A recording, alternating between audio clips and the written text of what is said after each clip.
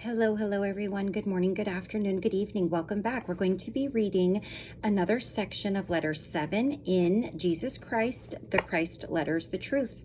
And in this section or in this letter, we're talking about the true spiritual and physical meaning behind the sexual act. We're talking about children being born with a higher consciousness and how this happens.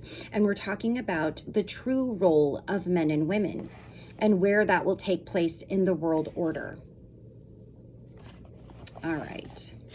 Let me just take a look here. I lost my place. Okay. In the light of the previous paragraphs, it may now be understood that prior to intercourse, there should never be a sense of grievance, buried hostility, contempt, or denigration. Any such feelings must be fully resolved before sex is resumed.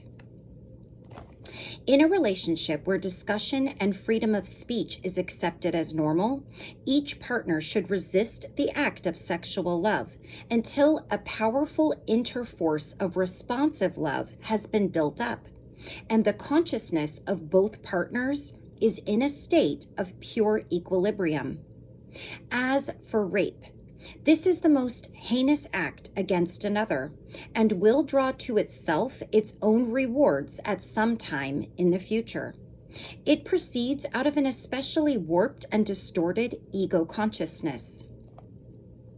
The frequencies of consciousness vibrations of such people are so low and ponderous as to be personally destructive. In the olden days, society was continually taught and sermonized. In Western countries, the Ten Commandments were rightly presented as being the true foundations of a civilized and humanized culture, teaching self-control and readily acceptable to all religions worldwide. Today, with the strengthening of the ego consciousness due to the influence of the entertainment industry and media, ego lusts have control. You must also understand and accept that consciousness energies are energies as real and active as are the energies of heat and sound.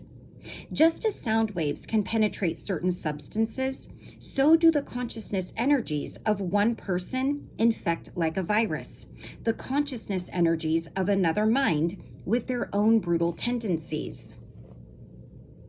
These energies may not be expressed in exactly the same way as the rapist, but rest assured that transmitted consciousness energies do implant a new idea or a new feeling within an innocent party. I'm just going to do a quick side note and say I'm assuming that what he is talking about, how I'm taking it, is even witnessing this act when we watch it on a movie or in a show does affect our psyche in a negative way. That's how I'm taking it. These energies, I already read that, sorry. Your scientists are not prepared to believe in telepathy, but telepathy is a fact of life.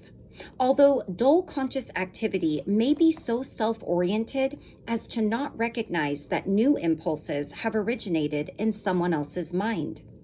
I will say no more on this subject, except to warn those in high places of church, law, and government who fail in their responsibilities towards people at this critical time.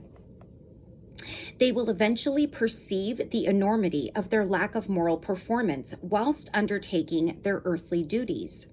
They will feel the imprint of the lives of those who have been harmed and destroyed due to their moral negligence, rebound upon their own lives. Every action has its like repercussions.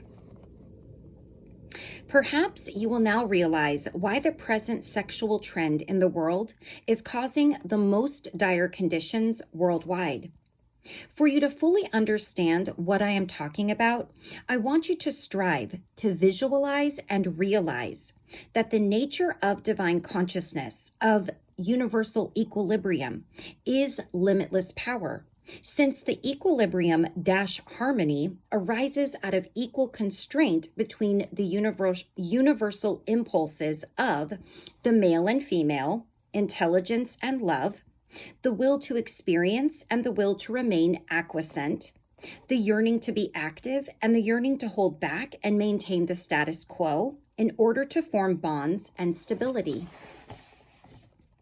These primal impulses of being, as I explained in letter 4, are the reality which has given life, form, shape, being to all visible things. This dimension is a state of beauty, joy, harmony, rapturous ecstasy, reverence, intelligence, love. It is all that the earth can demonstrate, but on a scale beyond your even remotest conception. Try to take into your consciousness the meaning of the 2 foregoing paragraphs, understanding and making the meaning your very own. This will change your whole perspective of your divine origins and of existence itself. In these paragraphs directly above, I have described to you the nature and essence of life, which comes into action within the sperm and ovum when they are united in giving form to a child. This is your truth, your reality, your soul, psyche, your deepest state of being. Instinctively, you are aware of this. The baby is the embodiment of joy. The joy it expresses as it develops consciousness of its relationships and environment comes out of the deep well of divine life, which has grown it cell by cell, according to genetic instructions, into its present form. What is the difference between the soul and psyche? I am now going to explain the difference, which your earthly psychologists may dispute, but nonetheless, this is the truth. The soul is the divine flame, a metaphor used to describe the essence of divine life, which is drawn into individual being at the moment of conception. Life force takes on personal form and releases the energy of electrical force of activity and the magnetic impulses of bonding, rejection, to embark on the intricate work of construction of the body. Therefore, you have at the core of your being your soul, divine reality. This is divine intelligence / divine love, which is the powerful divine impulse to create, grow, nourish, nurture, heal, protect, fulfill every need within a system of perfect law and order. This is the reality, which is your soul. Therefore, when you have overcome the ego impulses and invited the soul to hold dominion in your thoughts and feelings, you will be driven to express all of the divine impulses described above. You will be possessed by a desire to only promote the highest good of all living things and the universe itself. You will have become a true messenger from divine consciousness, expressing all its qualities of being. Until that time of soul reunification with divine consciousness, the psyche occupies the deepest recesses of your human consciousness and draws its awareness from your soul. It is the hidden instinct within you which knows right from wrong. The ego is also formed at the moment of conception. As the baby develops, the ego begins to make itself felt. It is the foundation of your human selfhood, which gives you individuality. It is the energy of your human consciousness. It makes you distinct and unique from everyone else. In order to preserve your individuality, the ego must protect you from outside attack of any kind, and it must give you what you need to help you prosper, flourish, grow, and be happy. This is divinely ordained and not to be treated with contempt. The ego constitutes an all-important and very necessary nucleus of consciousness of creation, development, and growth. The ego is exclusively governed by the electrical current of activity consciousness, the go-go impulse apparent in all living things, even in plants which turn and display their foliage to catch the sun in the best possible way. This is a movement conceived in the go-go electrical field and in the bonding desire emotional field in the consciousness of the plant, to enable the plant to grow and enjoy the warmth of the sun. The ego in every living thing is the seat of the earthly consciousness only.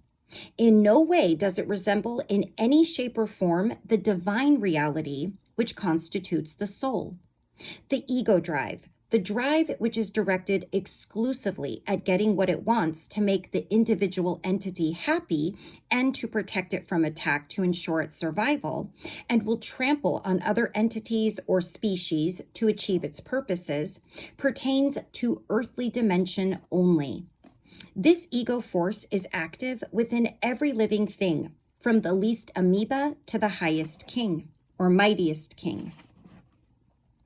You could call the ego drive the protector and dictator of the living universe. It is at this point that the majority of people in your world today become confused when contemplating the possibility of the existence of a God. They review the activities of various species driven by their ego consciousness, the one feeding on another to obtain sustenance, and these people decide that this savagery must be the working of the Creator. How then can the Creator be a God of love?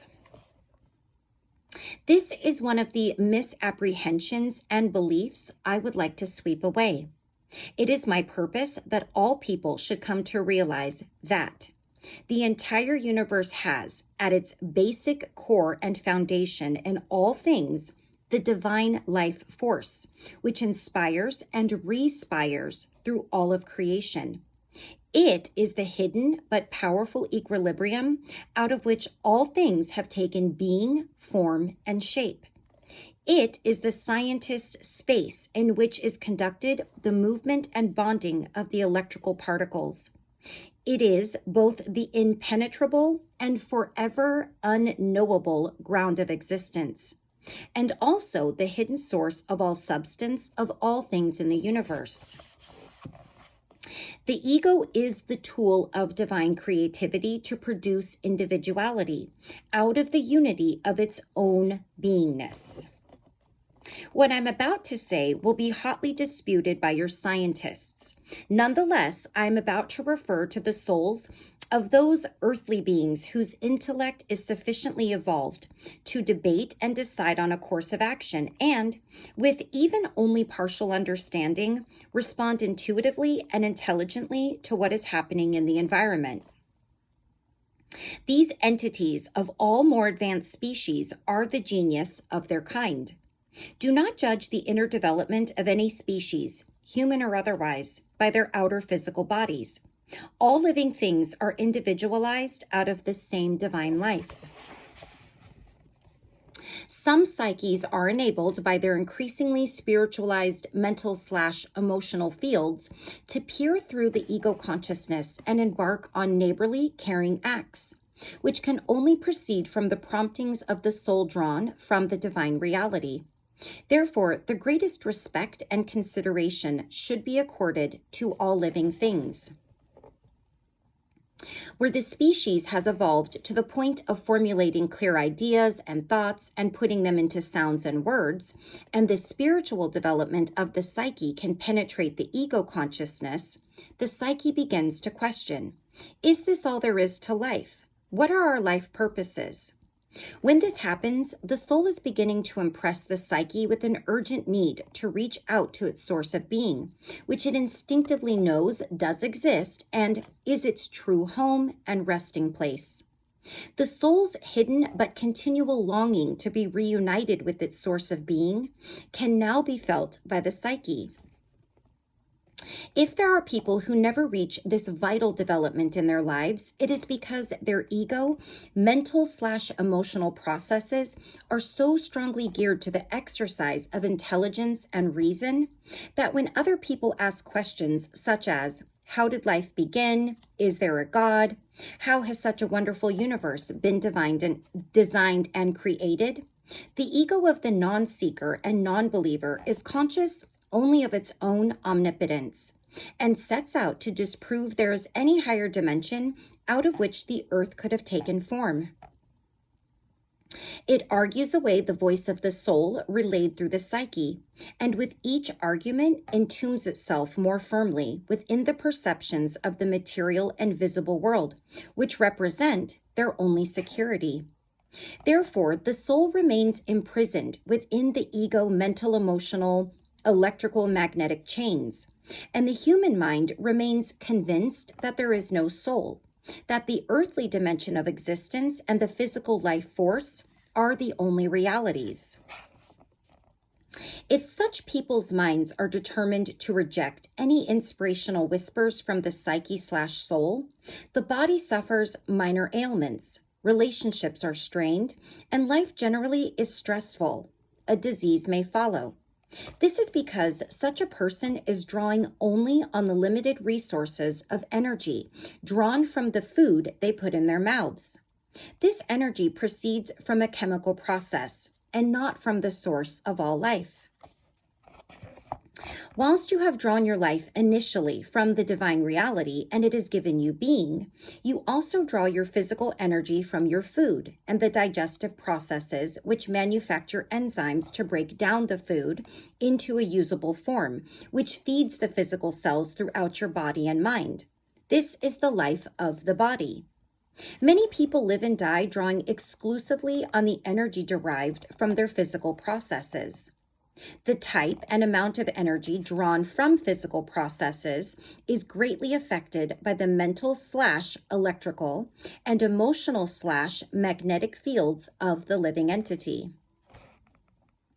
These electrical and magnetic fields surrounding every living thing, from an amoeba to an elephant and human being, are the personal life force radiations from the soul combined with the personal consciousness-awareness radiations of the entity's mental/electrical go activity and its emotional/magnetic bonding rejection impulses.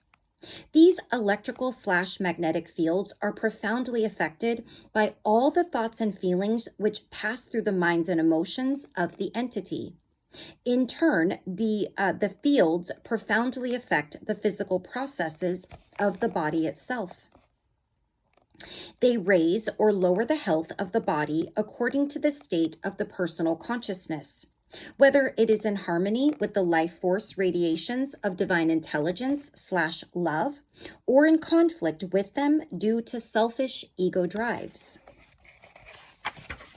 Okay, we're going to go ahead and stop right there. That is exactly half of the last section of letter 7. So in order to keep it kind of even and not too long, I'm going to just stop right there and we will finish up reading letter 7 in our next video.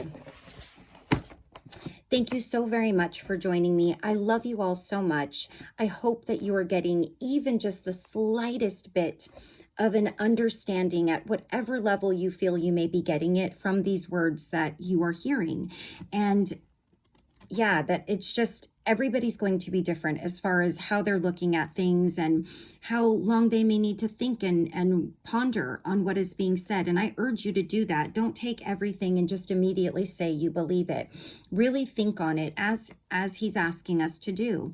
So until I see you again, take care of yourselves, take care of those around you, and I will see you for the last section of letter 7 in our next video. Take care until then. Bye-bye.